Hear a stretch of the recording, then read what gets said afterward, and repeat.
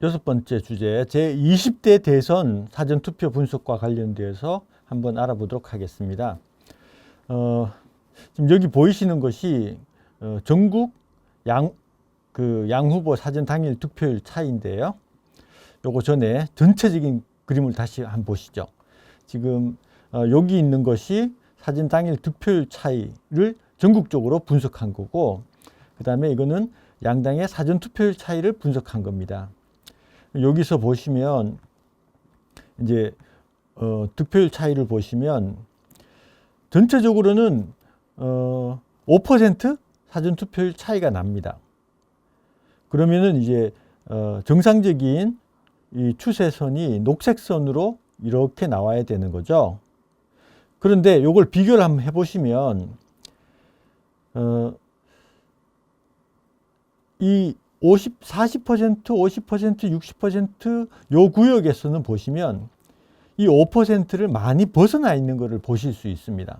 그래서 이 경합지인 수도권에서 좀 많은 그 표가래가 있을 수 있겠다라고 지금 생각을 할 수 있는 그런 부분이고요.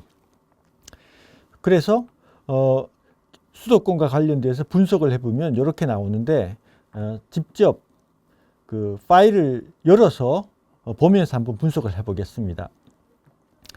지금 요건 12% 표갈기가 됐을 때를 보여주는데, 이게 정상이다라고 했을 때 정상 추세선하고 먼저 비교 한번 해봐야 되겠죠. 그래서 표갈기 12%를 0%로 바꾸고, 그 다음에 이재명, 윤석열 데이터를 복사해가지고 시뮬레이션에다가 붙여보겠습니다. 그러면은 정상 상태일 때의 어떤 모양들이 이렇게 나오게 된다는 거죠. 차이가 전국으로 봤을 때 아까 5%라고 되어 있는데 그게 잘못됐었네요. 차이가 8.6%가 나는 거, 여기 8.6%가 나는 게 보이시죠? 그러면은 이렇게 되는 거죠. 전체적으로 민주당이 한 8% 정도, 50% 부근에서 득표율이 전일보다 높아지고, 또 미통당은 전일보다 득표율이 사전선거에서 8% 정도 낮아지는구나, 이런 관계가 있는 가운데에서 대강 수도권 쪽은 이 점들의 숫자가 그래도 아래 위로 뭐 약간 균형을 이루고 있는 걸 볼 수가 있지만, 이 앞쪽에 전라권 같은 경우에는 정상적인 추세선 안쪽에 와 있다라는 것은 결과적으로 이게 정상 추세선과는 좀 다른 모습을 보여주고 있구나. 특히 굉장히 많이 밀집되어 있는 그런 형상을 보여주는데요. 나중에 분석하기로 하고, 이 오른쪽에 대경 지역이라든지 이런 쪽도 보시면은 정상 추세선보다 상당히 이 안쪽으로 많이 몰려 있어요. 그래서 이게 무슨 새떼들이 이렇게 가는 것 같기도 하고, 굉장히 좀 힘을 주고 있는 듯한 그런 모양이 나와 있는데, 어쨌든 이 양쪽 끝단은 좀 훔치는 것들이 조금 약하게 되어 있는 거 아닌가라는 그런 느낌이 들고, 50% 또는 중간 지점을 기준으로 해서 봤을 때는 이 좌측으로 갈수록 정상 추세선 안쪽으로 점들이 모여 있고, 다시 우측으로 가면 갈수록 바깥쪽으로 이렇게 점들이 빠져나가는 현상을 봤을 때 이게 정상 추세선하고는 좀 맞지 않는 거 아니냐라고 볼 수 있는 거죠. 그래서 이제 대강 한번 그럼 몇 % 정도로 훔쳤을까라는 것을 전국적으로 어림잡아 하는 겁니다. 왜냐하면은 이 전국적으로 지역마다 표가리의 비율이 다르게 되기 때문에 평균적으로 대강 어림잡아서 보는 수밖에 없는 그런 상황이에요. 그래서 평균 사전 투표율 48.9%를 동일한 모집단이라는 가정하에 48.9%를 적용시킵니다. 컨트롤 V, 컨트롤 V 적용시키고, 여기에서 다시 표가리 데이터를 한번 집어넣어 볼게요. 10% 먼저 넣어 보겠습니다. 10%를 넣었을 때는 전체적으로 이 중간의 지점이 중요하죠. 왜냐하면 여기에 주로 이제 장난을 많이 치니까 중간으로 봤을 때는 충분히 좀 추세가 이 표가리 추세보다 바깥쪽에 많이 있죠. 그러면은 이거보다는 표가리가 조금 더 많이 됐을 거다라고 생각할 수 있는 거고요. 예를 들어서 15% 표가리를 넣어 보겠습니다. 그러면은 요번에는 오히려 안쪽으로 많이 모이는 것을 알 수 있습니다. 그래서 10%, 15% 사이인 어느 지점일 거다. 대강 12% 정도로 잡으니까 그래도 어느 정도 추세가 균형을 보이고 있는 모습이구나 라고 해서 12% 정도로 잡았던 거고요. 지금 이쪽에 사전투표율과 관련돼 가지고 차트가 나와 있는데, 이쪽에 보시면은 지금 현재로서는 평균 추세선이 아래로 내려오는 걸로 되어 있습니다만은, 사실 이쪽은 이 민주당 쪽으로 굉장히 치우쳐서 있는 이것 때문에 추세선이 이렇게 나오는 거거든요. 그래서 이런 호남 지역의 이 추세선을 제외하고 한번 전체적으로 추세가 어떻게 나오는지 한번 보시자고요. 그러면 광주 그리고 전남, 전북, 호남 지역을 데이터를 빼보겠습니다. 빼면 이제 추세선이 이렇게 나오는 거죠. 우상향하는 추세선이 나오는데 상당히 우상향하는 것이 좀 가파릅니다. 그건 왜 그러냐 하면은 또 이 대경 지역이 또 있기 때문에 그런 거예요. 그래서 우리는 수도권 분석하기 때문에 수도권만 한번 보겠습니다. 오른쪽에 지역을 다시 선택을 다 지우고 시뮬레이션 하고 경기도, 서울, 그리고 인천, 이렇게 수도권 데이터 한번 보시게 되면 그래도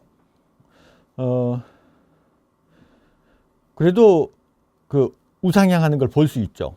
이게 지금 데이터상으로는 보시면 이재명 후보가 사전 투표율이 50.6%이고 윤석열 후보가 42.7%이기 때문에 실질적으로 정상적인 경우라고 봤을 때는 이게 민주당 득표율이 높은 쪽으로 가면 갈수록 좌상향하는 그런 모습, 반대로 하면은 윤석열 사전 투표율이 낮기 때문에 윤석열 득표율이 높은 데로 가면 갈수록 이 우하향하는 쪽이 돼야 된다는 겁니다. 이거를 조금 극단적으로 설명을 만약에 드린다고 하면요, 이런 거죠. 예를 들어서 시뮬레이션 데이터로 다시 가가지고 제가 왜 이 패러독스 현상에 대해서 좀 상당히 좀 중요하게 생각하느냐 하면요, 이렇습니다. 예를 들어서 정상적인 경우다, 그래서 표가리가 없다 라고 했을 때 표각이 없고 0, 그리고 사전투표 참여율이 극단적으로 예를 들어서 민주당은 사전투표를 40% 참여했어요. 그런데 국힘당은 아예 참여를 하나도 안 했다고 치자고요. 0% 참여했습니다. 그러면 평균값이 어떻게 나오는지 보시자고요. 어떻게 나오느냐? 이렇게 나옵니다. 네, 이렇게 나오죠. 뭐냐면은 40%에서 민주당이 수평이고, 그 다음에 이 평균값은 검은 거잖아요. 이 검은 선이 어떻게 되느냐? 미통당은 한 명도 사전투표에 참여 안 했어요. 그러면은 미통당 득표율이 끝까지 가면 미통당 그 자체 100%가 되기 때문에 사전투표율 평균값이 0이 됩니다. 그러면 40%에서 0%까지 우하향하는 것이 나와야 되죠. 그럼 예를 들어 아까처럼 10% 정도 차이 나네. 예를 들어서 윤석열 50% 사전투표율, 그다음 이재명 50% 사전투표율, 윤석열 40% 사전투표율 10% 차이 난다 라고 했을 때 40% 넣을게요. 넣으면 당연히 이 오른쪽은 40% 왼쪽은 50% 해서 이렇게 우하향하는 게 나오는 게 지극히 당연하다는 겁니다. 그런데 지금 수도권에서 봤을 때는 이 추세선이 우상향한다는 말은 무슨 말이냐?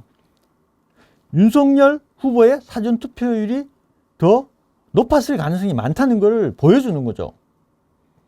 그래서 이 부분 굉장히 이상하다. 그리고 보시면 아시겠지만은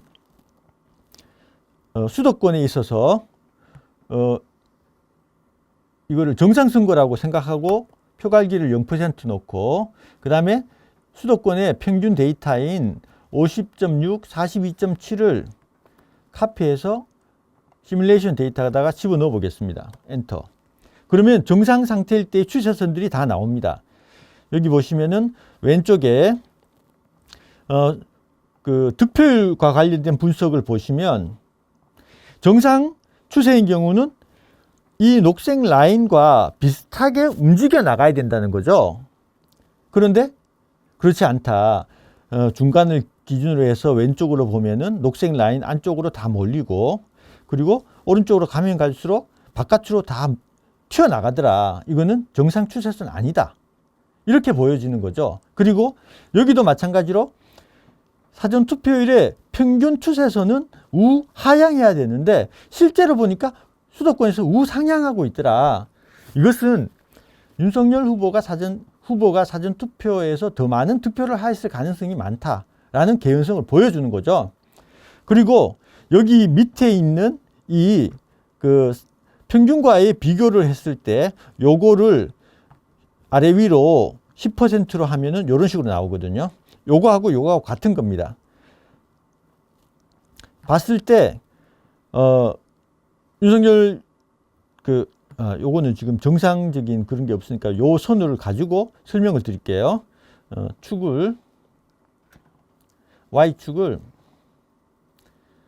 요거를 0.12로 12 정도로 12% 정도로 그러면 좀 자세히 보이겠죠.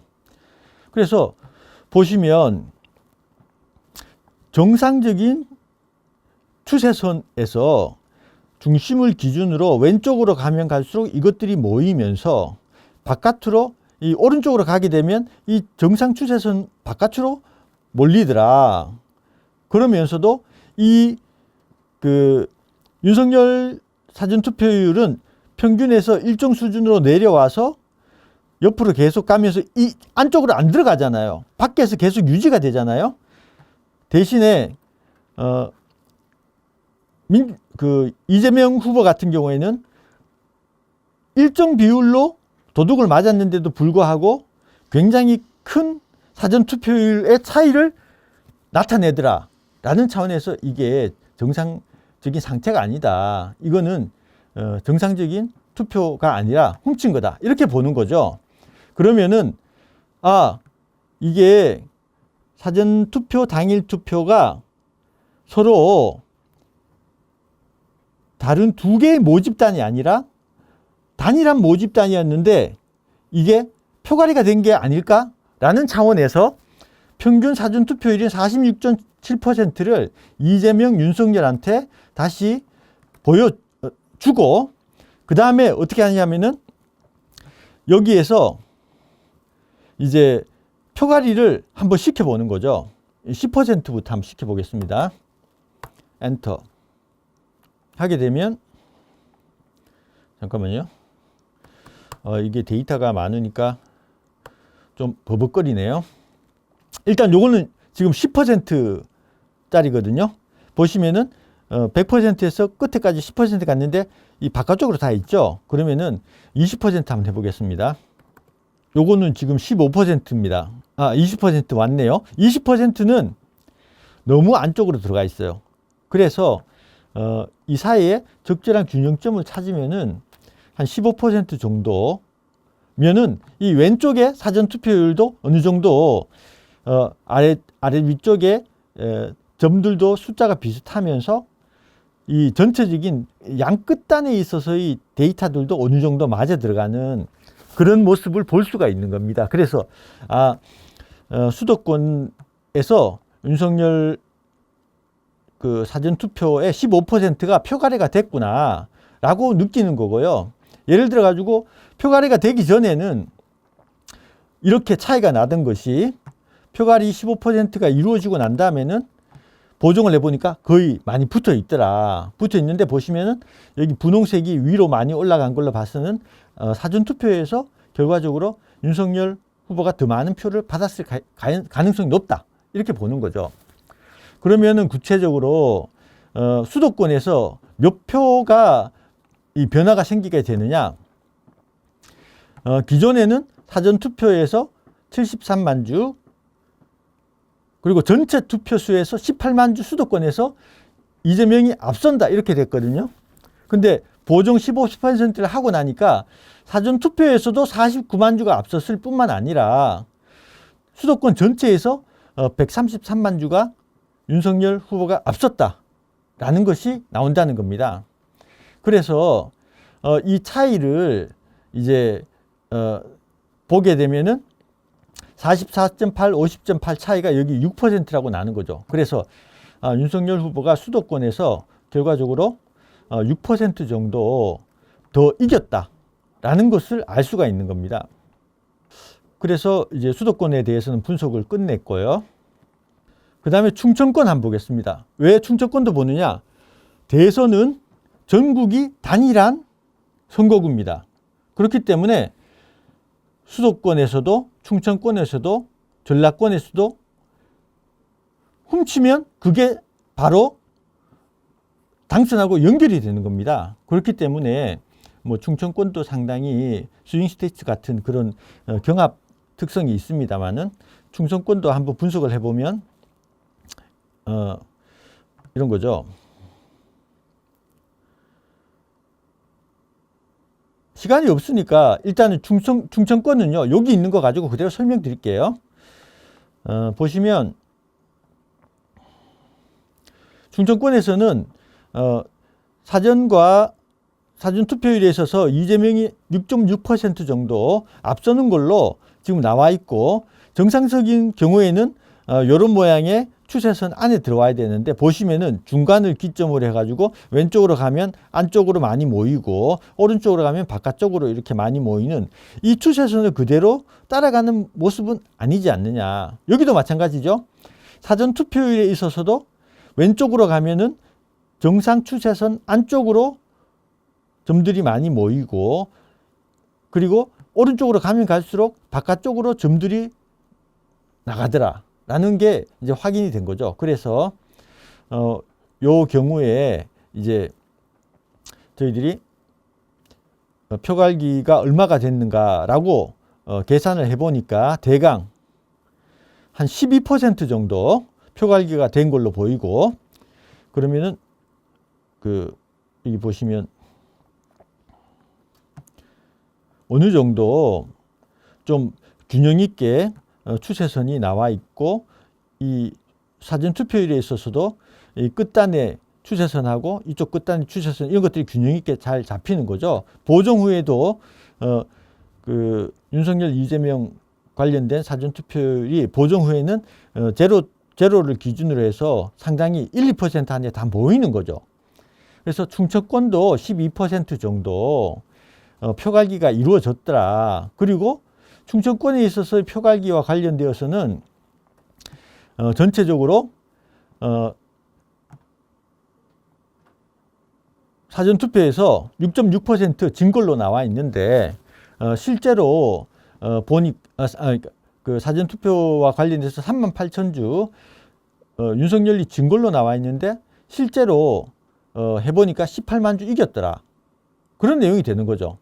그리고 전체적으로도 14만 주 윤석열이 이겼다고 되는데 알고 보니 36만 주가 윤석열이 이겼더라. 이렇게 되는 겁니다. 그래서 충청권도 12% 정도 표가리가 이루어졌다라고 볼 수 있는 거고요.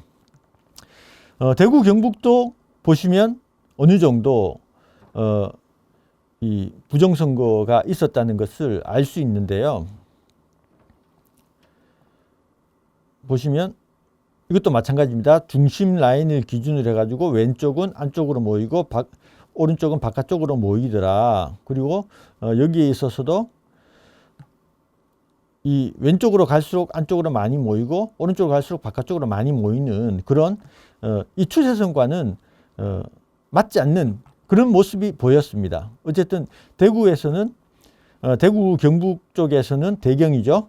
5.6% 정도 차이가 났고 이 부분과 관련되어서 이제 저희들이 검사를 제가 분석을 해보니까요.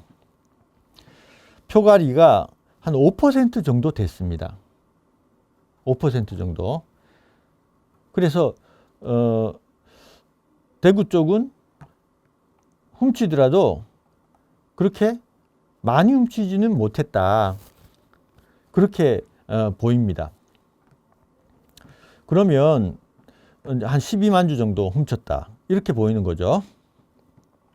그 다음에 대경 지역은 5%, 충청 지역은 12%, 서울은 15%. 그 다음에 호남권을 보겠습니다. 호남권을 보시면 여기는 상당히 좀 독특한 그런 게 보이는데 보시면 호남권은 5.5% 정도 차이가 나요. 그래서 근데 이 민주당 쪽으로 굉장히 기울어져 있기 때문에 시뮬레이션을 돌리면 5.5%가 아니라 이 중간 지역은 거의 6%에 가까운 그런 모양이 나옵니다. 이거는 왜 그러느냐? 득표율이 민주당에 가까운 쪽에 많이 몰려 있을 때는 시뮬레이션 상으로 이렇게 되는 게 정상 투표로 나온다는 겁니다. 그거는 기계적으로 계산한 거기 때문에 5%가 아니기 때문에 틀렸다. 그렇게 이야기하시면 안 됩니다.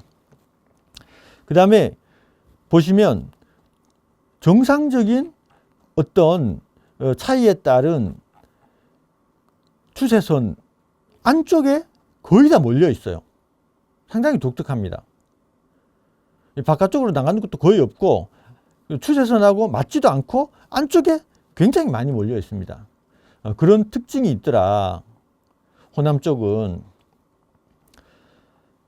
그리고 뭐 여기에 이렇게 몰려 있고 이 부분을 확대하면은 이제 이런 모양이 되는 거죠. 어떤 모양이냐? 사전 투표율과 관련되어서는 요거는 이제 득표율과 관련돼서 밀접하게 모여 있는 것이고 사전 투표율과 관련돼서는 민주당은 굉장히 밀접하게 되어 있지만은 이재명은 밀접하게 되어 있지만은 윤석열은 굉장히 흐트러져 있더라라는 것을 볼 수가 있습니다. 요거는요 미국에서도 마찬가지예요. 이 민주당 쪽으로 많이 가면 갈수록 이게 많이 흐트러지는 경향이 있긴 있습니다. 어쨌든 이 호남권에 대해서 분석을 해 봤을 때 요거는 뭐냐면요. 요게 지금 21대 총선 할 때의 양당 사전 당일 투표율 차이거든요. 근데 요번에 대선 할 때는 이게 쫙 모였다는 겁니다. 차이가 나죠. 같은 지역에서 투표가 이루어졌는데도 하여튼 그런 특징이 있더라. 총선과 대선은 아주 다르게 상당히 특징적으로 다르더라라는 거고요. 그 다음에 결과적으로 한 14% 정도 표갈기를 했을 때 어느 정도 균형 잡힌 모습이 나온다. 그래서 어떻게 볼 수밖에 없냐면요. 대경 지역은 5% 밖에 표가리가 안 됐지만은 이쪽은 한 14% 정도 표가리가 됐다. 그렇게 볼 수밖에 없는 겁니다. 지금 여기 있는 이 데이터 상으로는요. 그러면은 이 표가리는 어떤 차원에서 이루어졌을까? 그 두 후보 간의 그 득표율 차이라는 관점에서 봤을 때 어떻게 해서 이렇게 이루어졌을까라고 했을 때는요.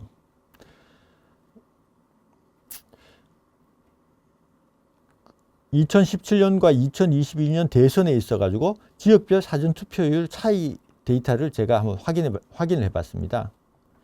해 보니까 여기 보시면은 2017년에는 사전투표율이 26%입니다. 2022년에는 36.9로 37% 정도가 돼요. 그런데 전체적으로 다른 지역들은 다 10% 정도씩 올라갑니다. 뭐 26, 37, 23, 34, 22, 33, 24, 34. 그리고 이제 대전 27, 36, 울산 26, 35, 경기 24, 33, 강원 25, 38, 충북 25, 36, 거의 10% 존으로 움직입니다. 하지만은 이 광주하고 전북 전남은요 15% 이상 움직여요. 33, 48, 31, 48, 34, 51 이렇게 15% 이상 광주 전남 지역만 급격하게 늘어나는 모습이 나오더라. 이거는 사전투표를 하는 모집단이 단일하다고 봤을 때는 굉장히 이례적인 현상이 나타났다. 그리고 전국이 단일 선거구인 대통령 선거제에 있어 가지고 22대 대선에서 이 호남 지역에 표를 상당히 많이 부풀렸을 것이다 라고 생각할 수밖에 없는 그런 여러 가지 정황들이 나왔다는 거죠. 심지어요 세종은 2017년도 때는 34.48% 1등이었어요. 사전투표율이. 세종도 10%밖에 안 올라갑니다. 44%로. 그래서 이번 22년 대선 때에는 이 호남 쪽으로 표가 상당히 많이 부풀려졌을 것이다. 그렇게 제가 분석을 한 겁니다. 그리고 이제 제 20대 대선과 관련되어서 또 제가 분석해 본 게 제외 투표를 한번 분석해 봤거든요. 물론 뭐 총선도 분석해 볼 수 있고 하겠습니다만은 제가 이 부분이 좀 궁금해 가지고 분석을 해 봤는데요.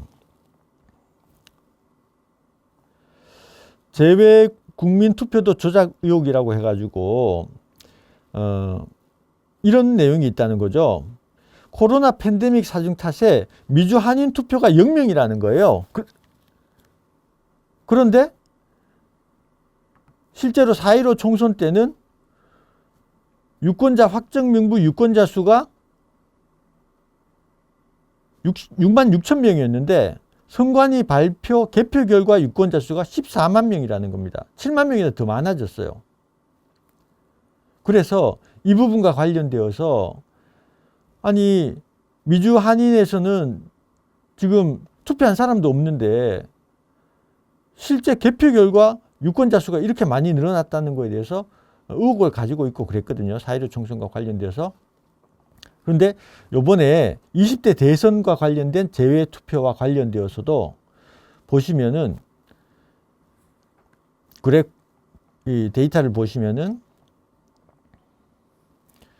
윤석열 사전투표는 평균을 기준으로 해서 일정 부분 우측으로 갈수록 일정 부분 뺏기는 모습이 나오고 일정 비율로 그 다음에 이재명 표는요 왼쪽에서 오른쪽으로 갈수록 기하급수적으로 증가하는 현상이 나오더라.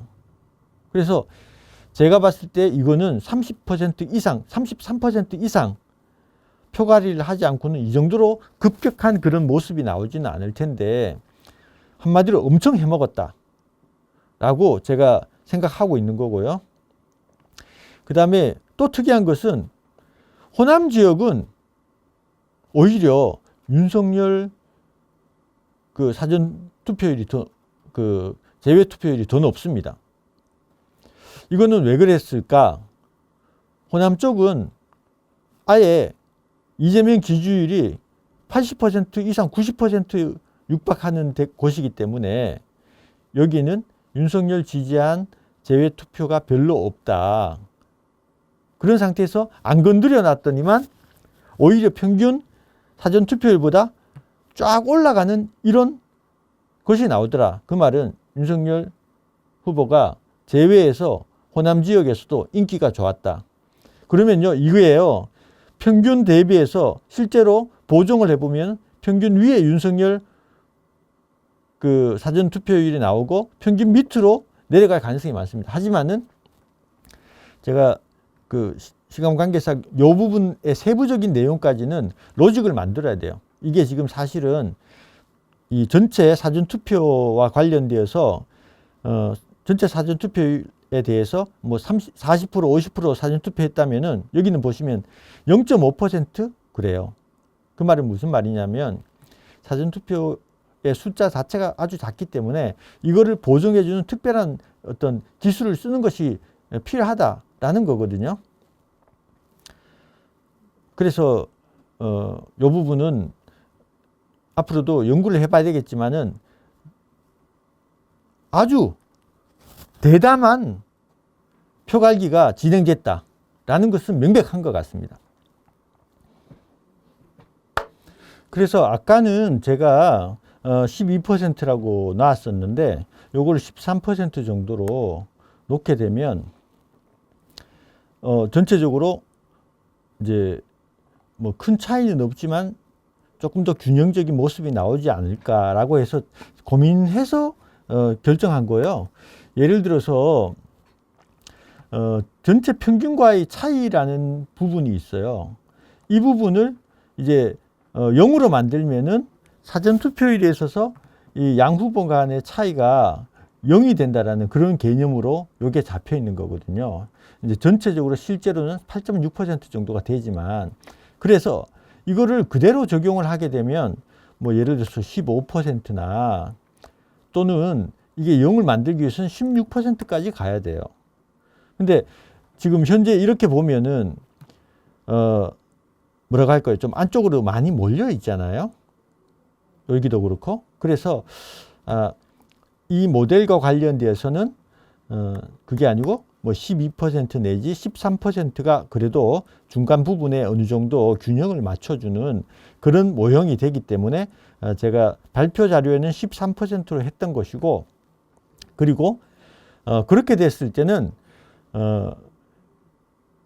윤석열 후보가 24만 표로 이긴 것이 아니고 240만 표로 이긴 것이 되는 거고요. 240만 표로 이겼고 전체적으로는 7.2% 정도 이긴 것으로 나오게 됩니다. 근데 뭐 조금 12% 정도로 보수적으로 줄였다고 하더라도 결과적으로 6.6% 차이로 이기게 되는 결과가 나오는 거기 때문에 실제로 윤석열 그 대통령은 상당히 이재명과 차이가 많이 났었다. 하지만은 저희들이 봤을 때는 이렇습니다. 굉장히 파인 튜닝을 해서 요거를 24만 표 차이로 또는 10만 표나 20만 표 차이로 이재명 후보가 이기도록 설계를 하고 진행을 했지만은 코로나라든지 아니면은 부방대 및 여러 애국 단체들의 어떤 사전 투표 관련되어서 감시 활동들이 있었기 때문에 차질이 빚어져서 성공하지 못했다. 저희들은 그렇게 분석하고 있습니다. 그래서 대선과 관련되어서 이제 이런 부분들을 설명을 다 드렸었고요. 또 총선 분석을 다시 한번 해보도록 하겠습니다. 대선은 이걸로 분석을 마치겠습니다. 네, 그러면은 22대 총선 수도권 사전 투표 분석을 한번 보도록 하겠습니다. 요것도 그 데이터를 보면서 바로 설명을 드리겠습니다. 지금 보시면 수도권에서는 민주당이 51.8% 사전투표를 하고 국힘당이 39.9% 거의 40% 정도 사전투표를 했다라고 나오죠. 그래서 이거를 그대로 액면대로 믿는 겁니다. 이 성향이 당일 투표 성향하고 다르니까 이거를 있는 그대로 사전투표율이 양당에서 차이가 났다는 것을 그대로 여기다가 데이터에다가 집어넣어 줍니다. 시뮬레이션 데이터에다가 집어넣어 주면 정상적인 경우에 추세선이 이렇게 노란 선으로 지금 나와 있는 거고 요거는 사전 당일 득표율 차이, 사전 투표, 당일 투표, 득표율 차이죠. 이쪽은 사전 투표율을 가지고 이제 그 차이를, 평균과의 차이를 나타낸 겁니다. 보시면은 전체적으로 이 중간 라인을 기준으로 했을 때 왼쪽으로 가면 갈수록 정상적인 추세선에서 안쪽으로 모이는 것을 볼 수가 있고, 이 중간 부분에서 오른쪽으로 가면 갈수록 사실은 이렇게 아래쪽으로 내려가는 추세선을 가지고 가야 되는 것에도 불구하고 지속적으로 이 바깥쪽으로 계속 가고 있다는 거죠. 이렇게. 그래서 사전 당일 득표율 차이 분석에서는 정상적이지 않다. 그리고 사전 투표율과 관련돼서도 보면 정상적인 추세선은 이렇게 되어 있는 추세선인데, 중심을 기준으로 해서 왼쪽으로 가면 갈수록 정상적인 추세선 라인의 안쪽에 모여 있고, 그리고 중심을 기준으로 오른쪽으로 가면 갈수록 정상 추세선의 바깥쪽으로 계속 형성이 되어 있다는 걸 알 수 있습니다. 그래서 시뮬레이션 데이터 분석 결과로 봤을 때는 이 추세선이 제대로 맞지 않는다. 그러면은 그게 아니고 이거 부정선거라고 본다면은 모집단은 단일할 것이다. 그렇다면은 이 평균 사전 투표율을 민주, 국힘 양쪽에다가 집어넣어 가지고 표가리가 나타났는지, 그리고 그 패턴이 표가리 패턴하고 같은지 보자 라고 해서 투표율을, 민주, 국힘을 평균 투표율로 놓습니다. 이렇게 하고 난 다음에 이제 표가리를 한번 시켜 보겠습니다. 10% 표가리. 그러면은 10% 표가리 했을 때 추세선이 이쪽에 나오죠. 터무니없고요. 20% 표가리. 20% 표가리 했을 때는 그래도 이 추세선 바깥쪽에 대부분의 점들이 모여 있는 것을 알 수 있습니다. 여기도 마찬가지죠. 바깥쪽에 대부분의 점들이 모여 있어요. 그래서 30% 표가리. 30% 표가리 하게 되면은 추세선 안쪽으로 거의 다 들어와 버립니다. 그래서 20에서 30% 사이인 한 25% 정도 표가리를 넣어 봅니다. 넣어 보니까 그래도 안쪽으로 많이 점들이 모여 있죠. 바깥쪽에 있는 점들보다는. 그래서 수도권에서는 22%? 네, 22%, 23%? 23% 정도 하니까 전체적으로 좀 균형이 좀 맞는, 안쪽 바깥쪽 했을 때 좀 균형이 맞는 그런 모습이 보이거든요. 그래서 뭐 22% 또는 23%가 될 거다. 그렇게 봤고요.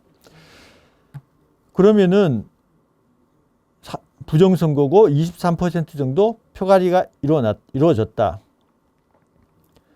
근데 제가 요번에 발표 자료에 낸 거는 22%로 했었습니다. 왜 그렇게 했느냐 하면은 그래도 좀 더 보수적으로 해야 되겠다라고 해서 22%로 잡았어요. 예를 들어서 23%로 하면은 지금 수도권에 25명이 이 당선자 교체가 일어난다고 돼 있잖아요. 근데 저는 보수적으로 잡았습니다. 그래서 사실은 안쪽보다 바깥쪽에 점들이 더 많기 때문에 23% 하면은 오히려 더 맞을 가능성이 더 많죠. 전체적으로 점들이 안팎이 거의 비슷하잖아요.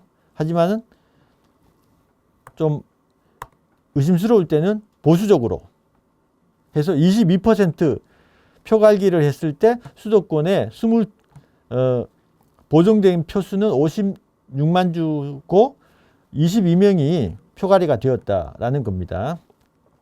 근데 여기에서 수도권의 선거구 중에서 3개는 빠집니다. 양당 그 모델에 맞지 않는 데이터가 있는데, 뭐 예를 들면 뭐 개혁신당에서 당선됐다. 양당 모델하고 상관없잖아요. 양당 합이 90% 미만인 곳이 또 있었고, 그 데이터는 저희들이 21대 할 때는 이 데이터를 따로 뺐습니다만은 여기서 소팅을 해줬었는데요. 요번에는 제가 그렇게 안 하고 이 세 군데의 데이터를 다시 빼버렸어요. 빼고 이 세 군데의 데이터를 뺀 수도권 데이터를 소팅 받은 거죠. 받아서 지금 이걸 진행을 하고 있는 거고요. 그렇게 됐을 때 그러면 22명이잖아요. 22명 데이터는 표가리와 관련돼 가지고 쭉 하면서 이렇게 22명이 나왔습니다. 그래서 이 22명에 대해서 다시 소팅을 하면은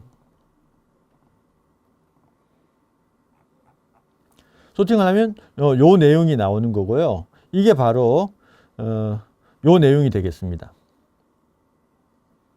그래서 이게 22%인지 3%인지 4%인지 이거는요 다시 정확하게 캘큘레이션을 해야 됩니다. 하지만은 저는 이 연구의 목적이 뭐 한 명이 더 뭐 교체가 되고 말고가 중요한 게 아니고 이게 정상 선거의 패턴에 부합하는 거냐 부정 선거의 패턴에 부합하는 거냐 그렇다면은 몇 %, 정도 표가리 패턴이 나타났느냐 이런 것들을 보기 위한 것이었기 때문에 자세한 내용은요 자세한 어떤 이런 데이터는 각 선거구별로 각각 새로 다시 분석을 해야 될 것 같습니다. 그런 것까지는 저는 하지 않았다. 그래서 다시 이제 숫자를 되돌려 볼게요. 변동 여부에서 여기 끝에 있는 거를 필드값 없음을 넣고 그러면 다시 이제 데이터가 다 들어왔겠죠? 다 들어오고 이제 여기에 갔을 때 이번 수도권에서는 22% 이상 표갈기가 이루어졌고 결과적으로 22명 이상의 당선자 변동이 있었다. 22명이 당선자 변동이 있었다는 거는요. 국힘당 당선자 22명이 빠져나가고 민주당 당선자 22명이 들어간 거기 때문에 총 44명의 변동이 생긴 겁니다. 굉장히 큰 거죠, 이거. 지금 아시겠지만은 그 190석인가요? 전후로 지금 지금 민주당 계열의 의석들이 몰려 있기 때문에 지금 200석이 넘는 탄핵도 막 당하기도 하고 막 그런 상황이잖아요. 그렇기 때문에 여기에서 44석이 22석이 다시 국힘당 쪽으로 가버린다. 그러면은 뭐 탄핵이라든지 이런 것들 걱정할 필요가 없는 상황이 돼버리는 거죠.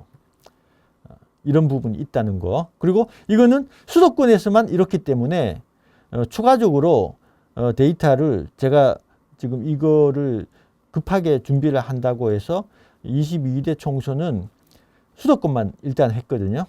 나머지 거를 하려면 데이터를 모아야 되는데 그게 시간이 좀 많이 걸리는 노가다 작업입니다. 그래서 추가적으로 시간이 될 때마다 데이터는 더 집어넣겠지만은 어쨌든 수도권에서만 22명이라면 전국적으로는 뭐 한 35명 내지 40명 정도 표가리 당선자 변동이 있었을 거다. 이렇게도 생각할 수 있는 거거든요. 그래서 결국 이제 지금까지 분석을 해본 결과로는 그 21대 총선, 22대 총선, 20대 대선, 8대 지선 전부 다 부정선거가 발생했다. 데이터상으로. 그렇게 말씀드릴 수 있겠습니다. 선관위와 대법원의 부정선거 제도화로 인한 국민주권 상실이라는 그런 개념으로 이야기를 해보겠습니다. 가 선관위 부정선거의 제도화 대표적 사례로서 투표관리관 도장과 관련된 이야기를 하려고 하는데요. 먼저 재검표장에서 나온 투표관리관 도장이 없는 그런 투표지들에 대해서 이 재검표장에서 재검표 하시던 분들이 메모를 남겼습니다. 포스트잇으로. 근데 여기는 뭐라고 적었냐면요. 관리관 도장 없음 산매. 이렇게 적혀 있고 여기는요. 투표관리관의 사인날인 누락. 이렇게 돼 있는 거예요.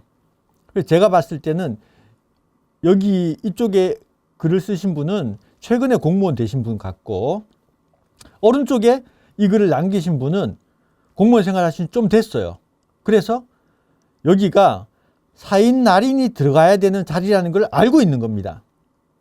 그런데 사전투표제를 하면서 선관위가 이 사인 날인이 들어가야 되는 거를 관리관 도장으로 대체했습니다. 제도적으로. 그 부분을 제가 지금 말씀드리려는 겁니다. 이게 이제 선관위에서 교육자료로 이렇게 나오는 건데, 투표관리관 도장이라고 명시를 해놨습니다. 그리고 투표를 종료한 뒤에는 투표관리관 도장이 외부로 유출되어 불필요한 오해가 발생한 것을 방지하기 위해서 수고해라, 이렇게 했거든요. 그런데 법을 보시자고요. 공직선거관리법에는 157조에 투표용지 수령 및 기표 절차에 있어 가지고 선거일에 사인 날인 날에 사인을 날인해라. 그 아까 여기에 있던 이 네모난이 사인 날인 날인입니다. 사인 날인 날. 그런데 사전투표는 어떻게 되느냐? 사전투표관리관 칸에 자신의 도장을 찍어라 라는 게 법적인 규정이에요. 그리고 이것과 관련돼서 시행령에 추가적으로 따르게 할 수 있다라는 내용도 없습니다. 그런데 시행령에 가면은 투표용지의 날인이라고 해가지고 투표관리관 및 사전투표관리관은 투표용지에 날인하는 도장의 인형 대장에 등록하라고 하는 거예요. 그 인형 대장이 뭐냐? 이런 겁니다. 이런 거. 여기 보시면은 투표관리관 개인에 대한 건 아무것도 없습니다. 그냥 스탬프 찍은 겁니다. 근데 보시면 알겠지만 투표관리관이 인형을 집어넣은 게 아니에요. 선관위가 도장을 만년 도장으로 만들어주면 그걸 가지고 투표관리관이 그냥 찍었을 뿐입니다. 이게 사전선거제도가 생기고 난 다음에 서서히 사인 날인을 투표관리관 도장으로, 사인을 투표관리관 도장으로 바꿔치기를 한 겁니다. 그래서 이게 투표관리관 도장이 저희들 부방대에서 굉장히 강조를 많이 했거든요. 왜 그러냐면은 투표지를 합법적으로 하는 최후의 과정이 사인 날인입니다.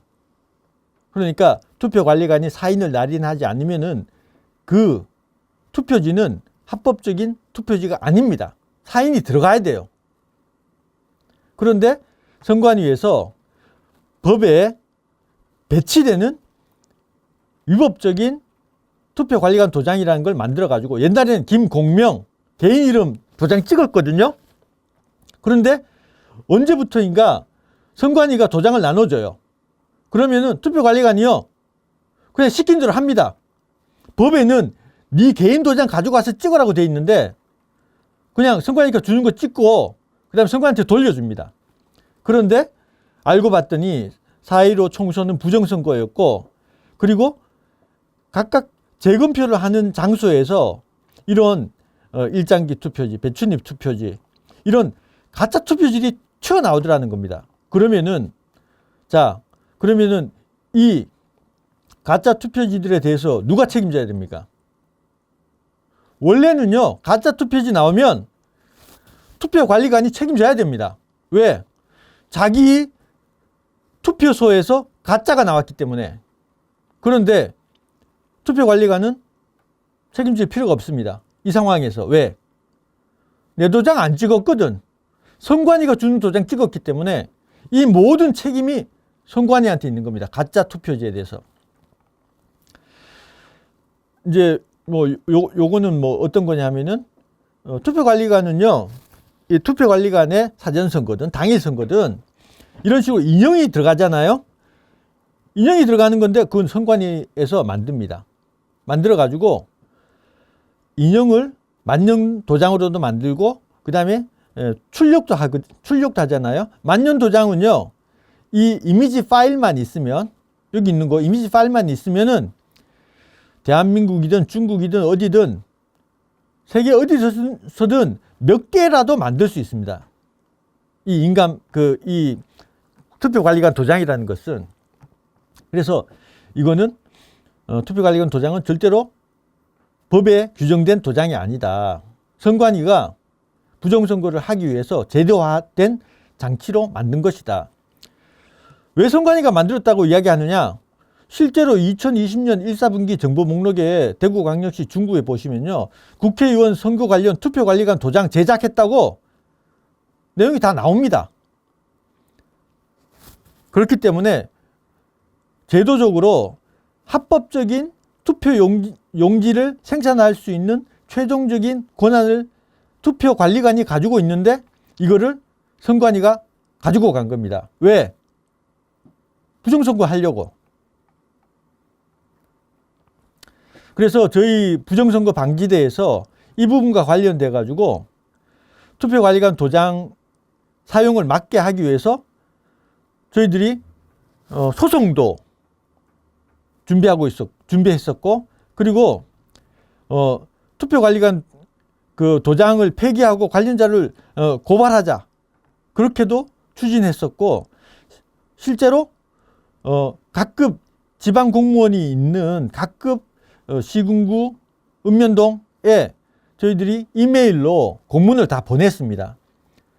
사전투표관리관, 당일투표관리관은 자기 도장 찍어라, 선관위에서 주는 불법 도장 사용하지 말라, 저희들이 수만 건 보냈습니다. 공문으로.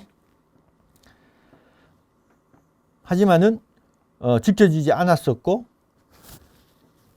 지금까지도 이 부분은 지켜지지 않고 있는 겁니다. 제가 강조하고 싶은 부분은 뭐냐? 투표관리관 도장, 지금 현재 있는 이 제도는 불법이고, 그리고 이 가짜 투표지를 마음껏 만들 수 있는 길을 터줬고, 선관위가. 그리고 실제로 나타난 이 가짜 투표지들은 모두 선관위의 작품이다. 선관위가 범인이다. 이렇게 말씀을 드린 겁니다. 자, 그러면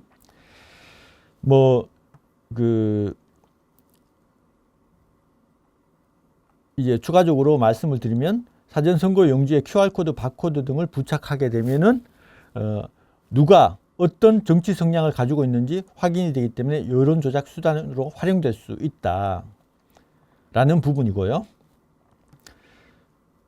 그래서 QR코드나 바코드를 이 투표지에다가 넣는 것은, 사전선거 투표 용지에다가 박는 것은, 그것은 해서는 안 되는 짓이다, 그렇게 생각하는 겁니다.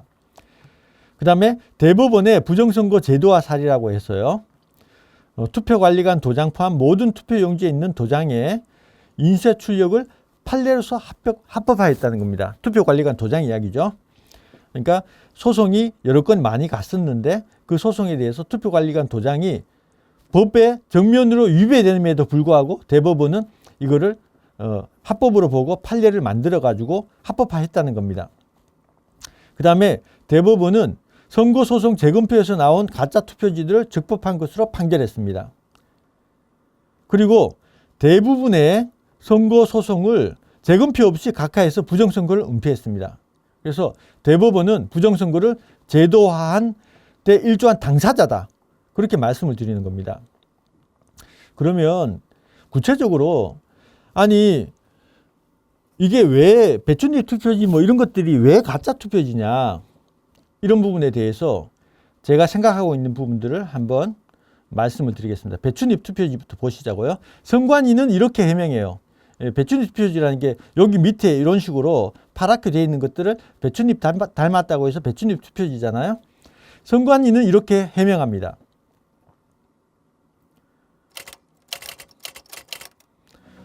여러분 안녕하세요. 선거 이슈에 대한 정확한 선거 정보를 제공하는 사실은 이렇습니다입니다. 이런 일이 일어날 수 있다. 그러나 급하게 보시는 바와 만들다 같이 보면은 투표 사무원이 이미 출력이 안쪽으로 완료된 집어 지역구 투표용지가 아래로 출력이 떨어지지 않도록 되어지면은 붙잡고 이런 있던 식으로 과정에서 배춧잎이 나온다. 상당히 긴 비례대표 이게 투표용지가 있을 나올 수 때 있는 거다. 지역구 투표용지가 그래서 안쪽에 잘 말려 봐라. 들어가는 여기 경우 배춧잎 일부 이렇게 격조 출력되는 나왔잖아. 현상이 발생할 수 이게 있습니다. 발생 가능하다. 또한 제21대 그렇기 국회의원 때문에 선거 선거소송 이것이 과정 중 부정선거의 증거가 될 수 현미경 없다, 그런 논리를 펴고 있다는 겁니다. 하지만 이 배춘립 투표지가 왜 인쇄된 것이냐라는 것에 대해서는 왜 더 카르텔이라는 그 부정선거 증거 동영상이 있거든요. 그래서 뭐 이 부분을 이 동영상을 참고를 해보시면은 롤 프린터 롤로 이렇게 인쇄되는 거랑 이 기존의 사전투표 용지를 출력하는 거랑은 차이가 난다는 거를 명확하게 아실 수 있습니다. 그래서 이 부정선거 다큐멘터리 외에 이 부분은 뭐 아직 안 보신 분이 있다면 꼭 봐주시면 될 것 같습니다. 근데 제가 말씀드리고 싶은 건 뭐냐 하면요, 이겁니다. 130여 소송 제기 선거구 중에 뭐 소송이 130개나 제기됐는데 모두 다 그 부정선거가 없다고 대법원이 판결했다, 이런 식으로 이야기하는 게 많거든요. 그게 아닙니다. 5개에 대해서만 재검표가 이루어졌어요. 5군데에서 재검표가 이루어졌는데 그 중에 3군데에서 5군데 중에 3군데에서 배춘립 투표지가 나왔습니다. 4개가 나왔습니다. 근데 저희들이 가지고 있는 건 연수구을, 파주시 을, 배춘립 투표지 3개고 남양주 을에서도 하나가 나왔습니다. 그래서 보시면 요게 이제 연수구 을이고요. 여기가 파주시 을, 배춘립 투표지 2개입니다. 이 총 4개의 배춘립 투표지 중에 이 2개가요, 청인이 있어요. 청인이 있다는 말은 그 선관위가 이야기하는, 주장하는 바를 따르더라도 이 청인이 있으면은 그 뒷장에 이 인쇄 출력이 안 된 부분에 있어서 청인이 없으면요 무효표가 됩니다. 그러면 보시자고요. 5개 선거구에서 2개의 배춘립 투표지로 인한 무효표가 여기 나왔어요. 그러면은 이 비례용지를 받은 사람은 무효 비례용지를 받았기 때문에 반드시 다시 재발급 받아야 됩니다. 그러면요, 이걸 전국적으로 볼까요?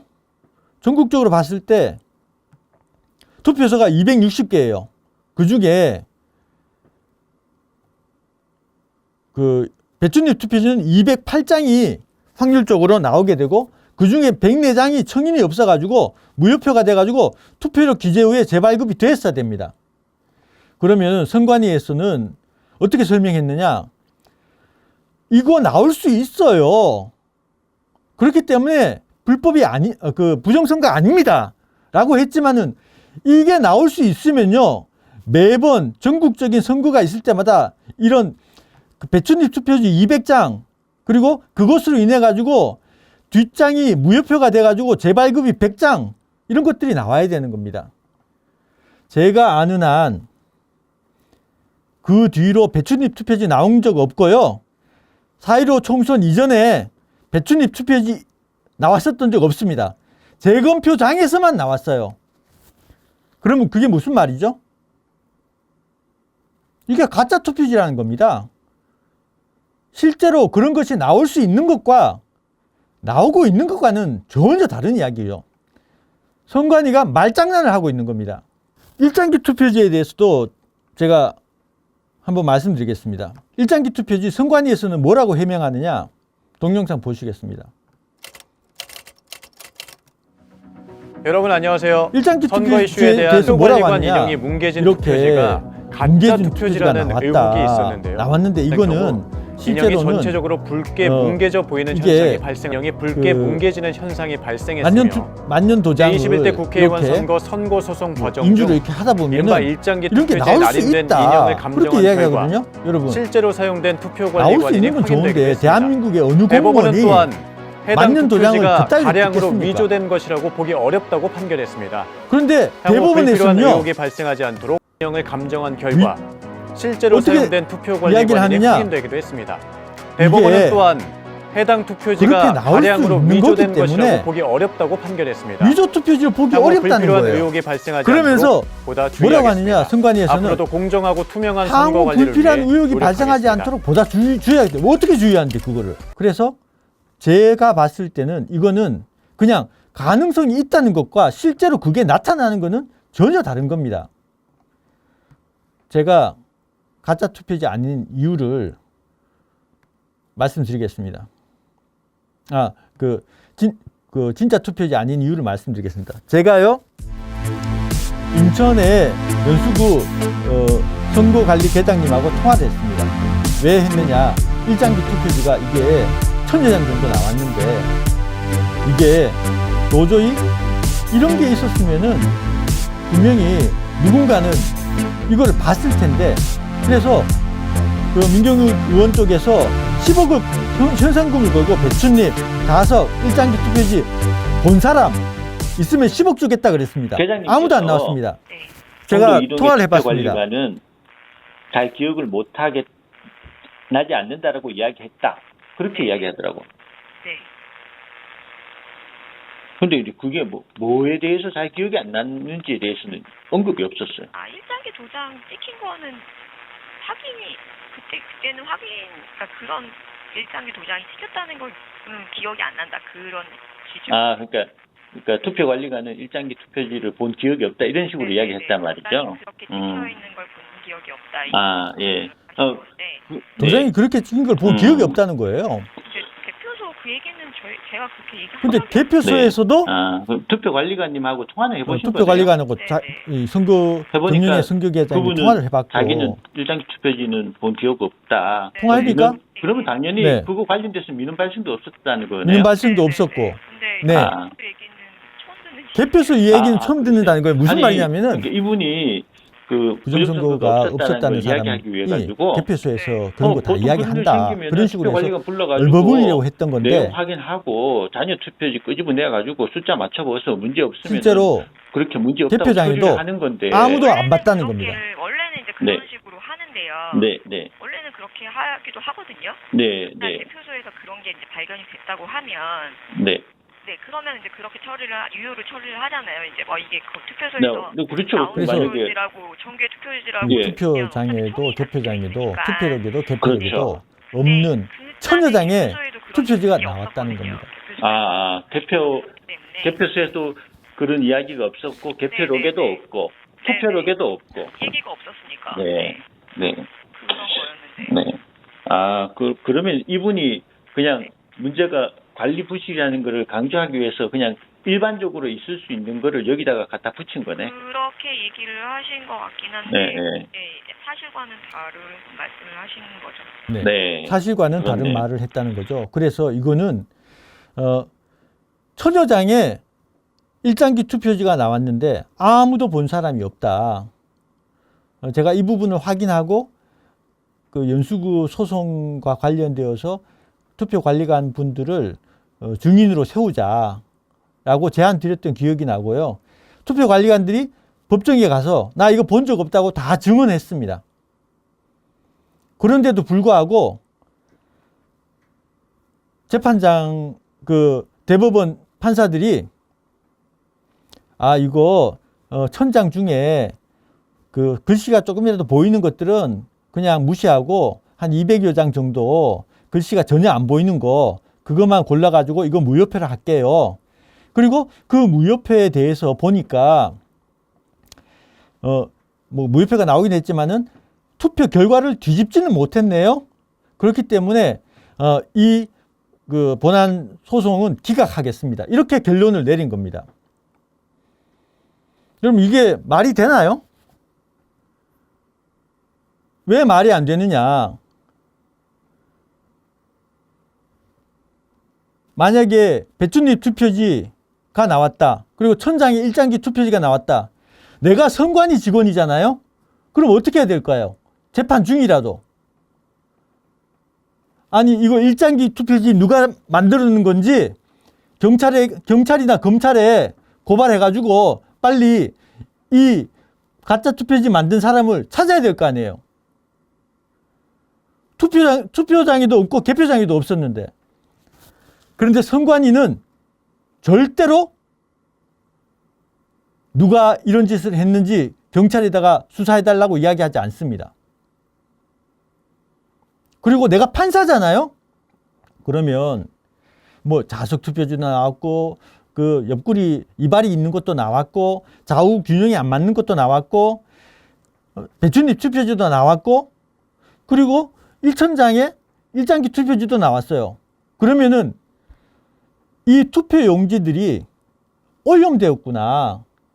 그리고 그렇기 때문에 지금 있는 거 외에 다른 모든 표들이 전체적으로 오염되어서 이것으로는 공정한 선거가 이루어졌다라고 인정할 수 없기 때문에 이 선거는 무효다 라고 판단하는 게 상식이거든요.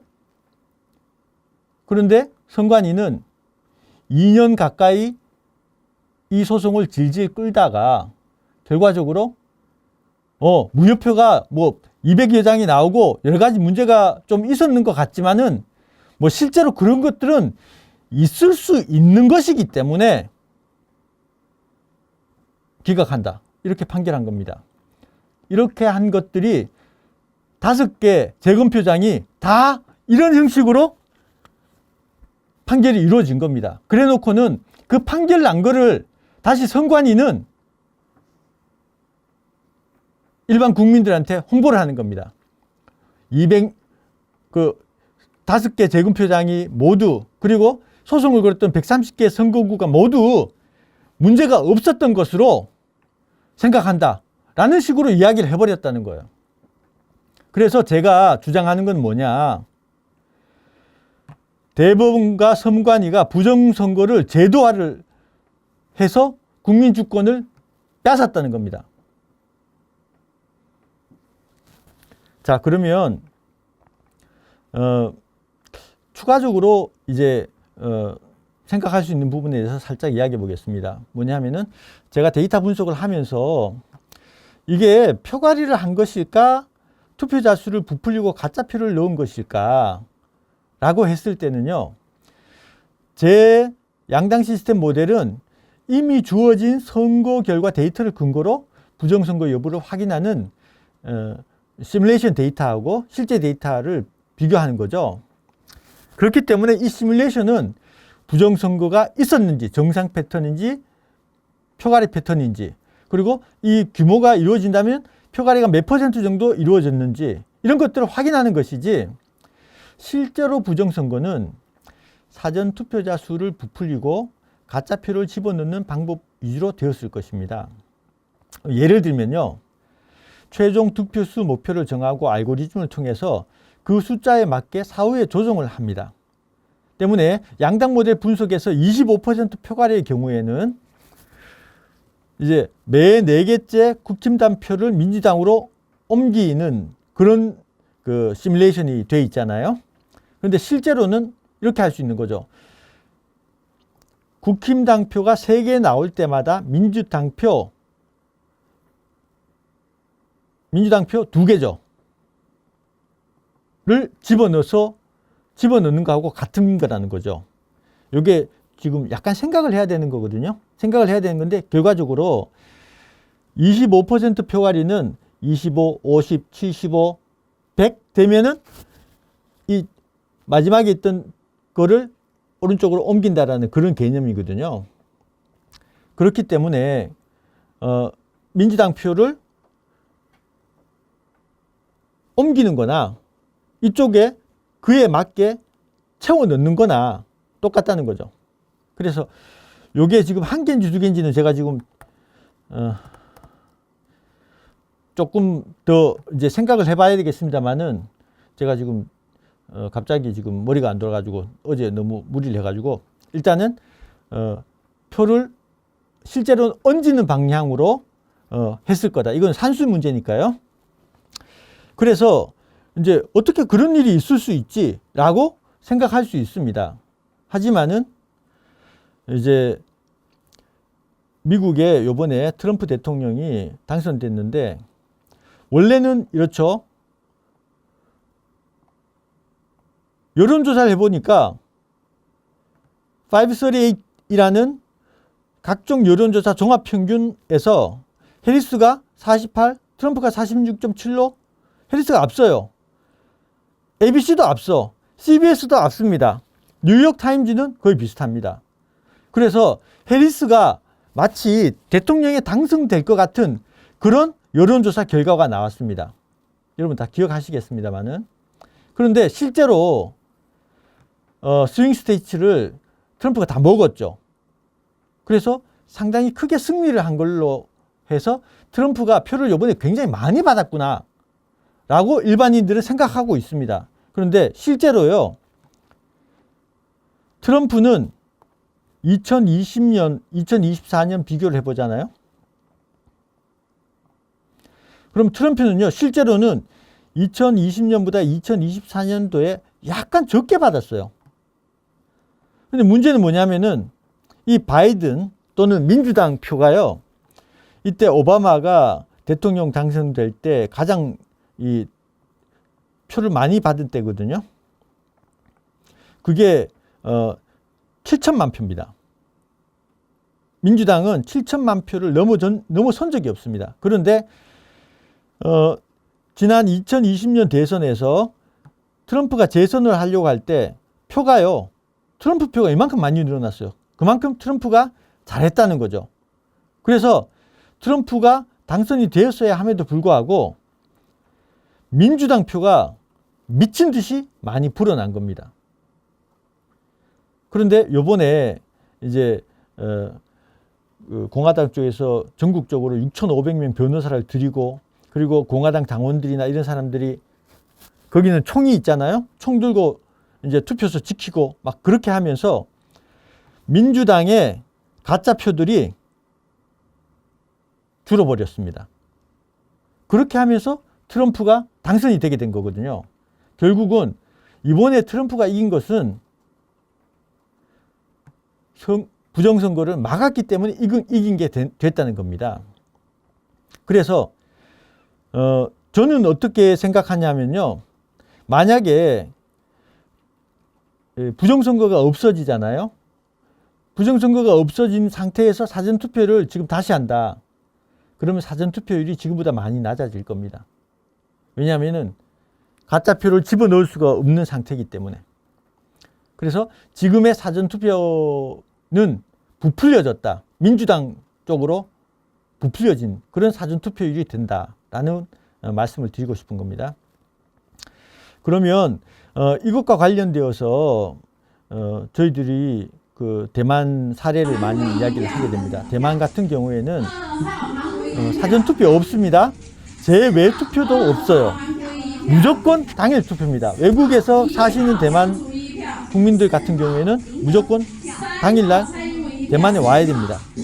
그래서 일일이 휴게표 다 열어서 확인을 하는 작업을 합니다. 그리고 투표한 장소 거기에서 바로 개표합니다. 그렇기 때문에 부정선거가 들어올 여지가 없게 되는 거죠. 이제 요거는 저희들이 그 사전 투표 수를 집계하기 위해서 개수할 수 있는 기록지를 만들어 놓은 건데요. 이렇습니다. 만약에 투표가 부정선거가 이루어지게 된다면 사전투표, 특히 관내 사전투표에서 표 분리가 굉장히 이루어질 가능성이 많거든요. 그래서 저희들이 이 개수 차트를 가지고 기록을 하는 그런 작업을 했었습니다만은 실제로 여기에서 개수한 것과 출력된 것이 달라져 버리는 그런 사례들이 많이 나왔습니다. 그래서 그 부분에 대해서도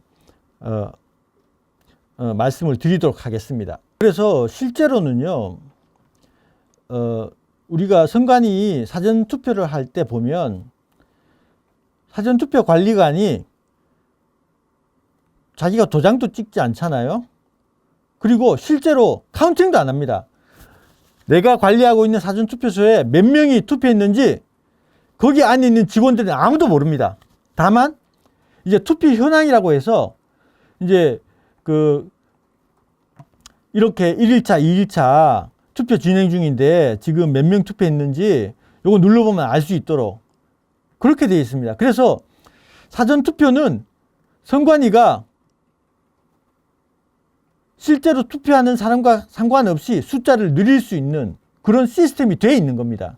그래서 저희 부방대에서 활동하시는 분들이 대구 남구에서 이렇게 1일차 아침 8시 10분 돼가지고 개수지 숫자를 해보니까 95명이었어요.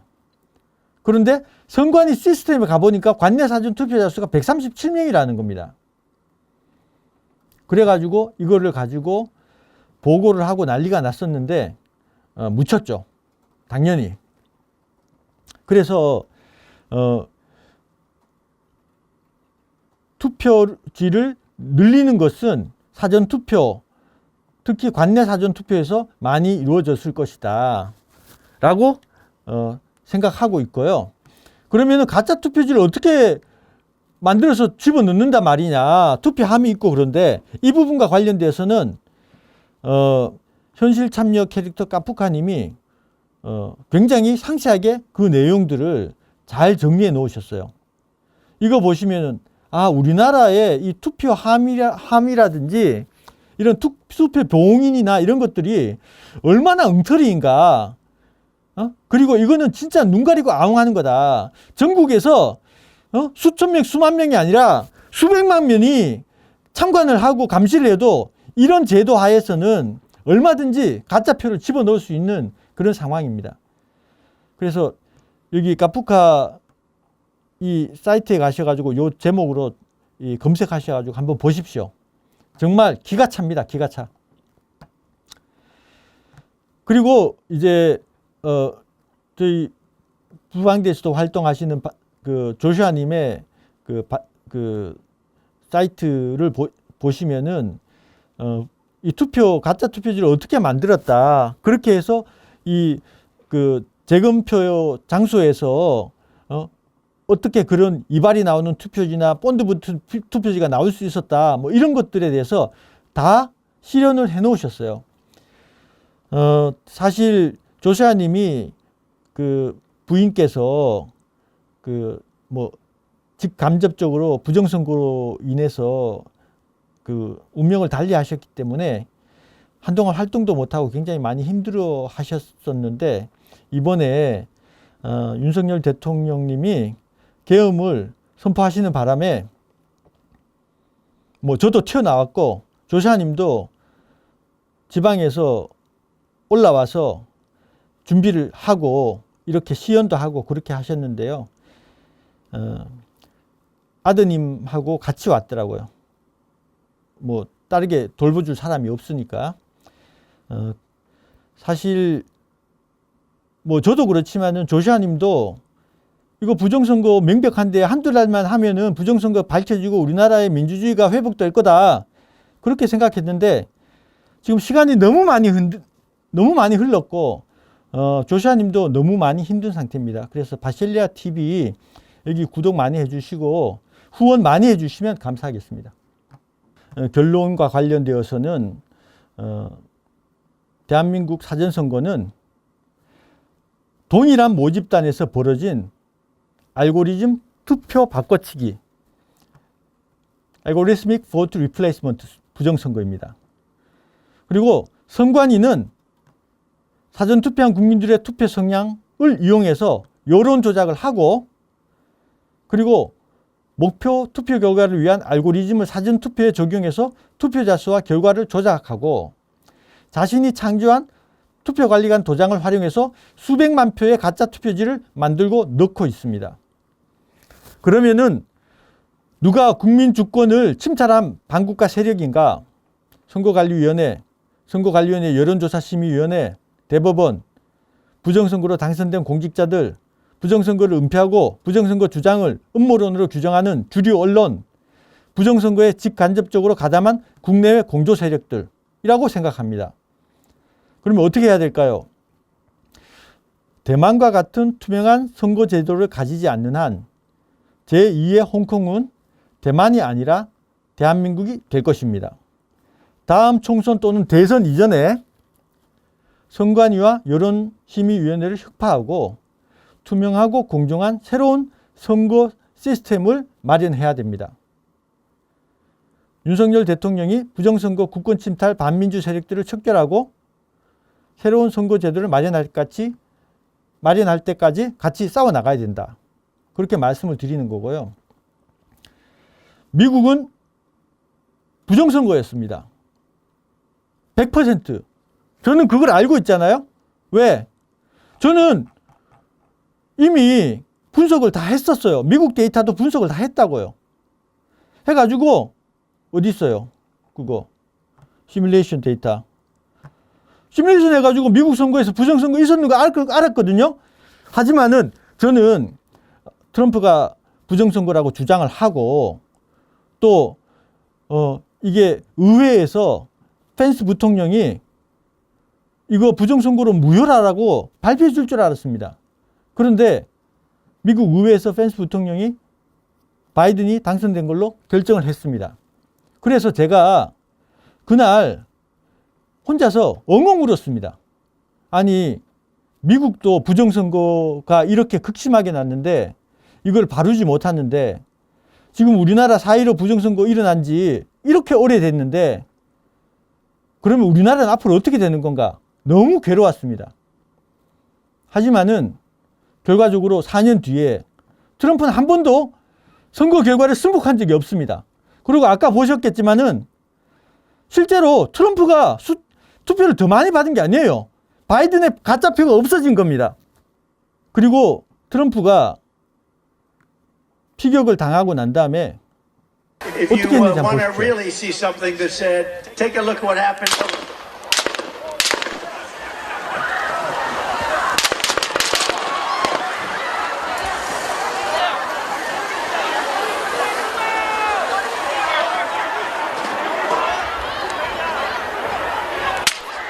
중간에 보겠습니다.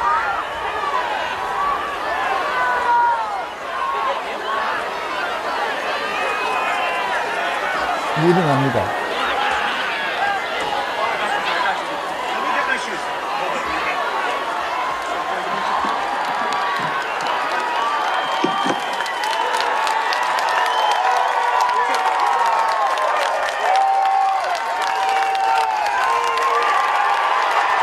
파이트하고 하는 겁니다. 싸우자는 겁니다. 얼마나 이 부분에 대해서 부정선거 세력들에 대해서 이겨야 되겠다는 그런 마음이 있었으면 본인이 죽을 위기에 처해 있는데 일어나자마자 싸우겠다고 이 정신력이 정말 대단하지 않습니까? 이번에 윤석열 대통령이 계엄을 선포했습니다. 저도 깜짝 놀랐죠. 하지만은 그 내용을 보니까 정말 너무 꿈 같은 일이 일어난 거예요. 뭐냐?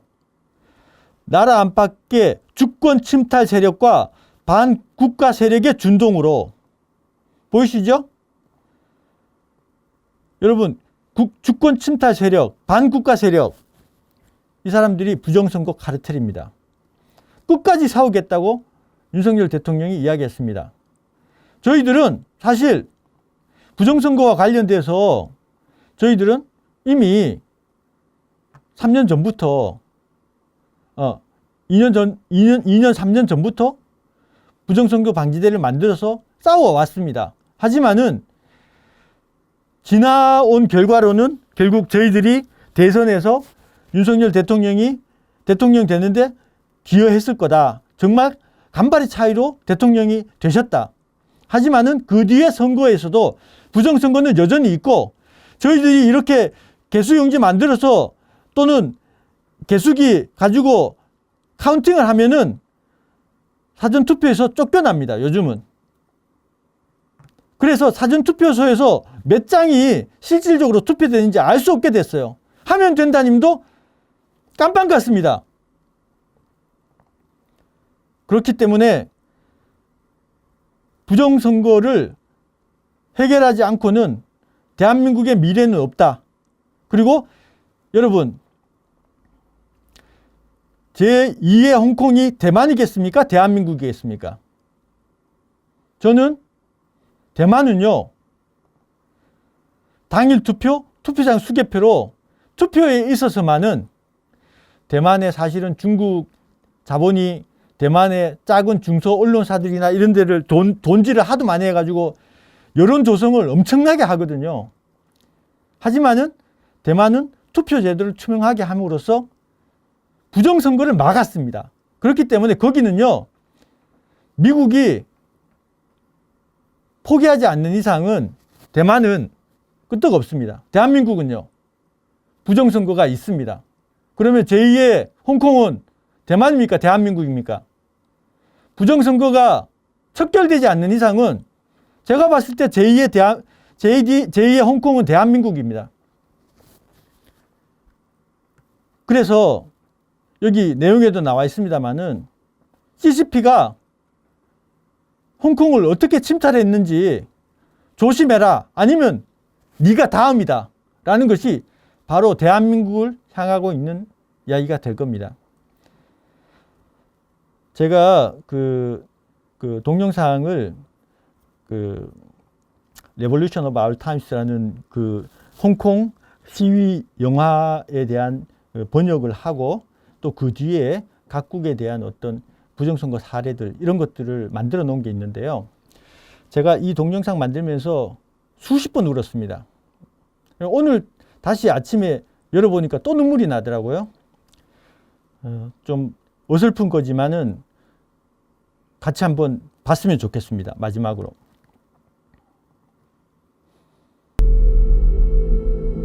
咁文明嘅地方可以發生啲咁野蠻嘅管治。長運動 Faces， 홍콩의 민주화 佢哋唔會知 운동을 我嘅名 이야기를 嘅。 하는 長 거죠. 運動冇大頭， 팀들이 所有人 있다는 都係 겁니다. nobody is everyone。 전부 다 全運真係 서로 素 얼굴을 未 몰라요. 謀面， 보초를 但係我哋 쓰는 透過 친구들이 一個 있습니다. Telegram，咁你 텔레그램 同 team 嘅 이용해서 朋友仔就會將我哋所有資訊一次過放落翻 HKMap 嗰度嘅，仲有車手 그리고 添啦。 드라이버 車手可 팀이 以確保到 있습니다. 佢哋可以 집으로 안전하게 보내주는 드라이버 팀이 있다는 거죠. 그리고 자녀를 보호하는 분들, 이분들은 내가 몸을 막을 테니까 자식들을 보호하겠다는 이런 주의입니다. 그리고 자발적인 응급구조대, 의대 다니는 학생들이겠죠.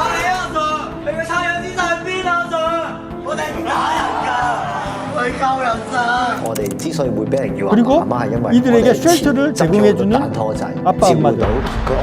如果我哋兩個出咗咩事，你就當冇識過我哋唔係你度老豆老母。一個記者喺7·11 그리고 이제 기자단들도 있습니다. 하지만 다큐를 받지. 而更加離譜嘅就係警察係對於呢件事係完全知情。政權想做嘅嘢，正正就係俾你班人知道，你俾人打我都冇救你。 시민이 맞더라도 경찰이 보호해주지 않는다는 겁니다. 우리나라도 지금 비슷해지고 있죠.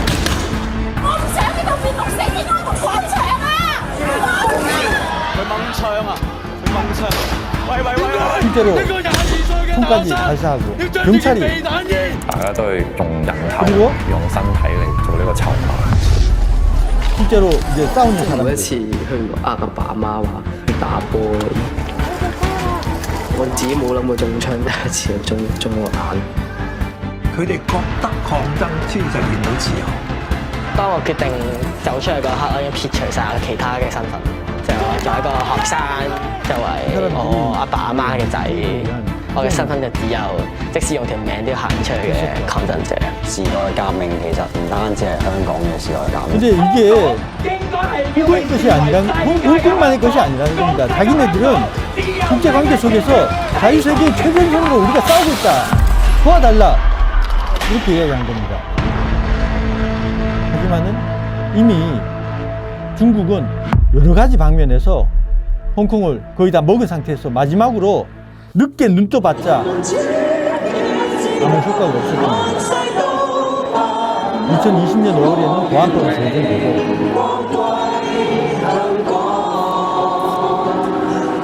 2021년 3월에는 선거법이 개정돼가지고 간선제처럼 되어버립니다. 그러면서 다 잃어버립니다.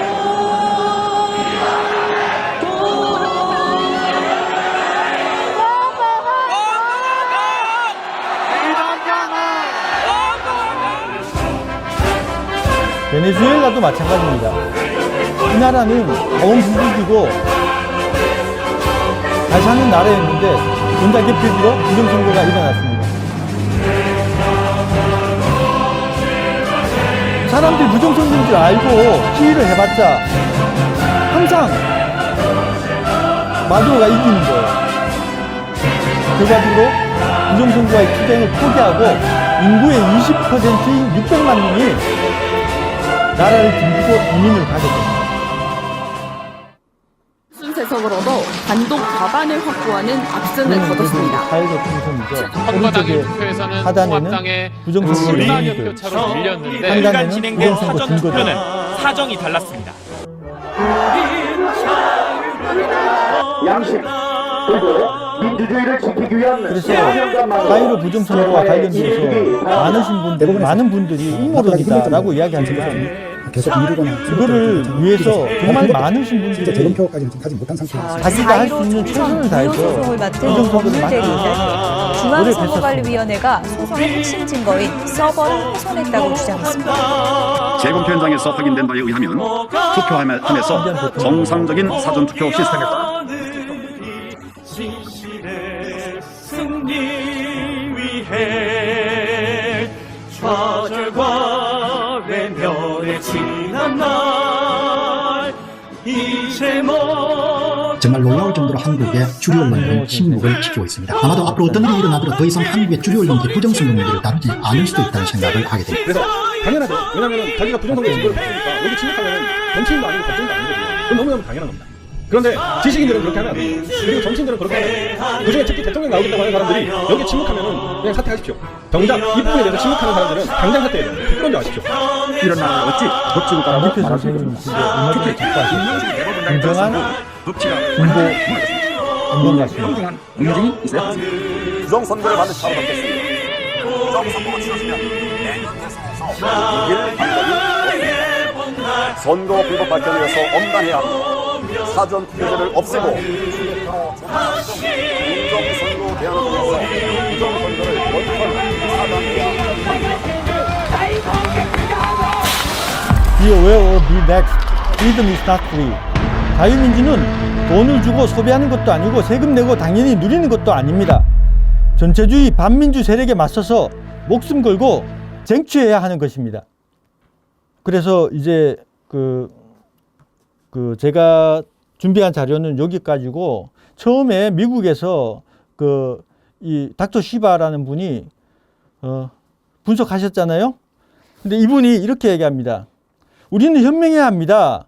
유명 인사, 토크쇼 진행자, TV 출연자에 절을 할 게 아니라 현장에서 싸우는 사람들에게 절을 해야 합니다. 그래서 지금까지 부정선거를 막기 위해서 현장에서 싸워주신 분들, 그리고 지금 이 탄핵 사태를 막기 위해서 노력하시는 현장의 많은 분들께 존경과 경의를 표해드리면서, 부정선거를 막지 않으면 더 넥스트 홍콩은 대만이 아니라 대한민국일 수밖에 없다. 다음 선거, 어떠한 다음 선거 이전에 이 부정선거 시스템은 반드시, 부정선거 카르텔은 반드시 혁파해야 된다. 그렇게 말씀드리면서 오늘 이야기를 마치도록 하겠습니다. 장시간 들어주셔서 감사합니다.